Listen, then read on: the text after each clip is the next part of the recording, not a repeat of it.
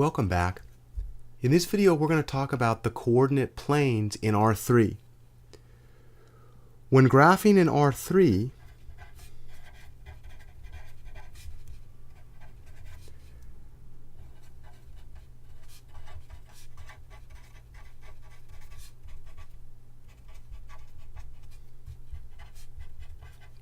we can use some of the same intuition we developed in graphing points in R2 to drive our understanding of how to graph in R3.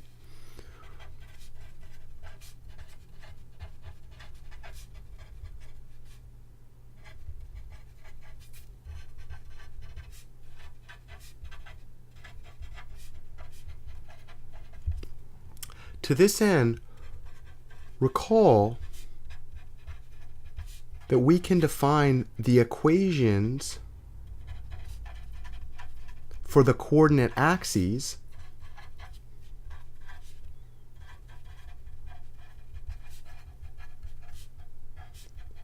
in R2 by analyzing the set of ordered pairs on those axes.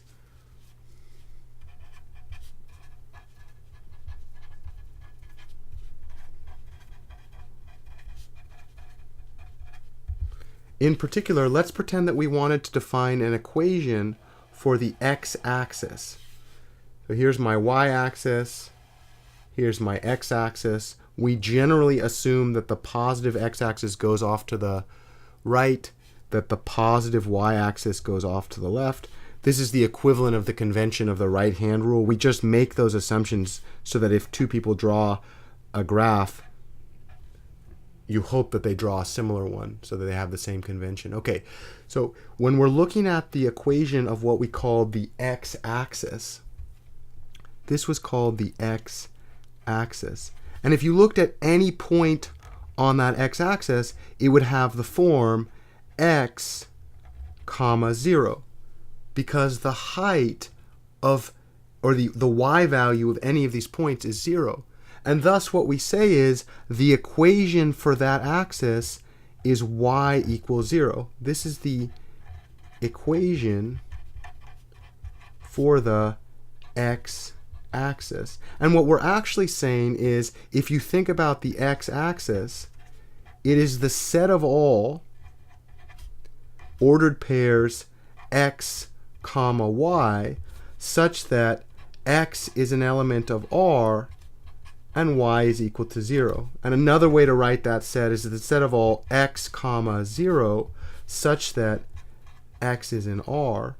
And we compress that information to say, listen, we know that anything on the xy plane is going to be given as an ordered pair. So why don't we just compress that information and say that we know that the y value of points along this must be 0.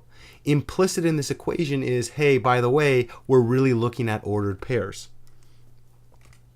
By this same reasoning, when we look at the y-axis, could you guess what the equation for the y-axis is? So here we have the y-axis, and yeah, when you look at any point on the y-axis, it would be of the form 0, comma y, and we compress this information by just saying, oh, the y-axis has equation x equals 0, because any point along the y-axis is an ordered pair, and the important thing to note is that the first coordinate of that ordered pair on this vertical line is 0. Let's go to R3. In R3, we had this situation where we have the x-axis going out this way, the y-axis coming right up out of the board straight towards the viewer. So here's the y-axis coming right out towards you. Perhaps we say this is the negative x and the negative y. We use the right-hand rule to say to ourselves, by the way, positive x along the index on my right-hand finger, positive y 90 degrees to that along my middle finger, then positive z must be orthogonal to both of those in the direction of my thumb. So here's the z-axis.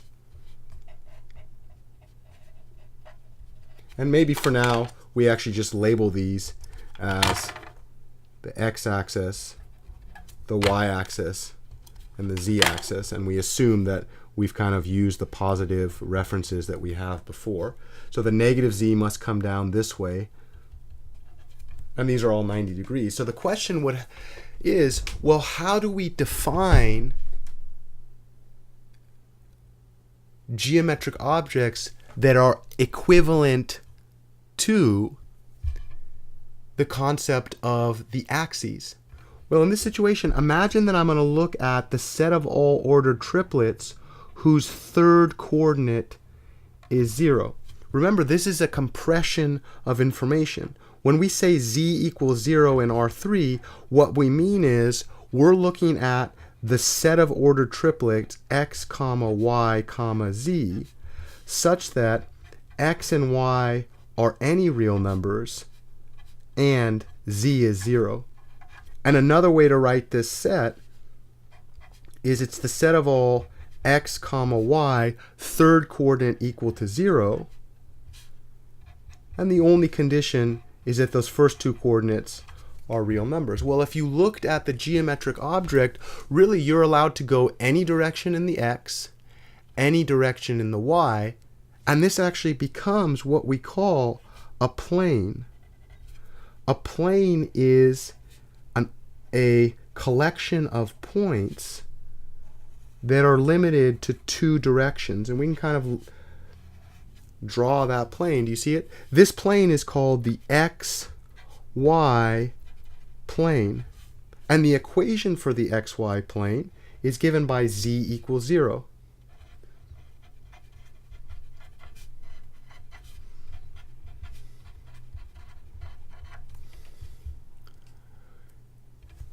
In the next video, we're actually going to see the equation for the yz plane and the equation for the xz plane.